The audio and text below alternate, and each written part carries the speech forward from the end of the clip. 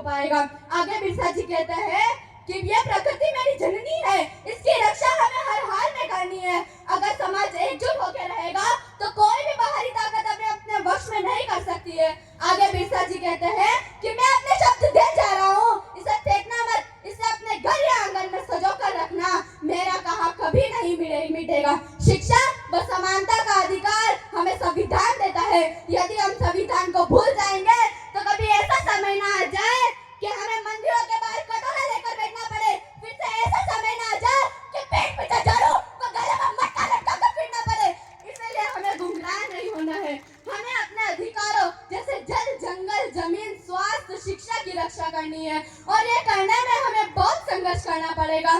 मैंने देखा है कि जितने भी लोग इस हमारे समाज के लिए लड़ते हैं उन्हें दबाने के लिए कितनी कोशिशें होती है। जैसे आज भी आप देख सकते हैं कि राजकुमार रोज जी, भंवर दादाजी, मांगूनाथ दादाजी आदि नेताओं को कितना दबाने की कोशिश होती है, फिर भी वो दबते नहीं है। वो हमारे समाज के साथ तन व मन के साथ खड़े रहते हैं।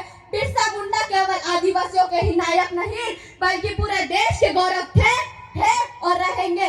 उन्होंने हमें दिखाया कि सच्चा नेता वही होता है जो अपने समाज के लिए निस्वार्थ भाव से संघर्ष करे। उन्होंने हमें सिखाया कि जो अन्याय के खिलाफ लड़ता है वही सच्चा देशभक्ति होता है। उन्होंने बिरसा नामक एक आंदोलन चलाया था जो सत्य, ईमानदारी और समानता पर आधारित था। बिरसा मुंडा ने हमारी देश की व्याप्त बुराइयां जैसे नशाखोरी, अंधविश्वास एवं आपसी भेदभाव को खत्म करने का संकल्प लिया था।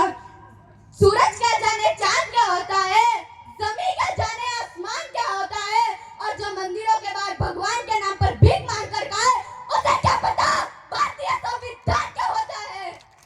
मैंने आदिवासी दिवस पर एक भाषण दिया था जिसमें बहुत से लोगों के कमेंट आए कि इसके पिता कोई सरकारी अभियंता या फिर अध्यापक होंगे। तो मैं जानना चाहती हूँ कि जो भी भाषण देता है उसका मतलब ये थोड़ी है कि उसके पिता कोई सरकारी अभियंता या फिर अध्यापक होंगे। एक मामूली से किसान का बच्चा भी तो भाषण दे सकता है, क्या उसको ये अधिकार नहीं है? तो मैं उन जानकारी के लिए बता देना चाहती हूँ कि मेरे पिता एक सरकारी अभियंता या फिर अध्यापक नहीं, एक मामूली से किसान है। और हमारे लोगों को हमेशा ही सही दबाया जाता है। कैसे? एक बार हम आदिवासी दिवस मनाने के लिए इकट्ठा हुए थे तो हमारे एक सामाजिक कार्यकर्ता ने मंच पर 5वीं अनुसूची व पैसा एक्ट के बारे में बताना चाहा तो उन्हें कुछ दबंग व राजनीतिक लोगों ने उन्हें मंच से नीचे उतार दिया। मैंने सुना है कि संविधान में हर एक नेता को या फिर हर एक सामाजिक कार्यकर्ता को बोलने का अधिकार मिला है, तो उन्हें मंच से क्यों नीचे उतार दिया गया? तो तभी से मैंने संकल्प किया कि उनकी बात को मैं आगे बढ़ाऊंगी और तभी से मैंने संकल्प किया कि मैं बोलना शुरू करूंगी और आज तक बोलती आ रही हूँ। जब कोई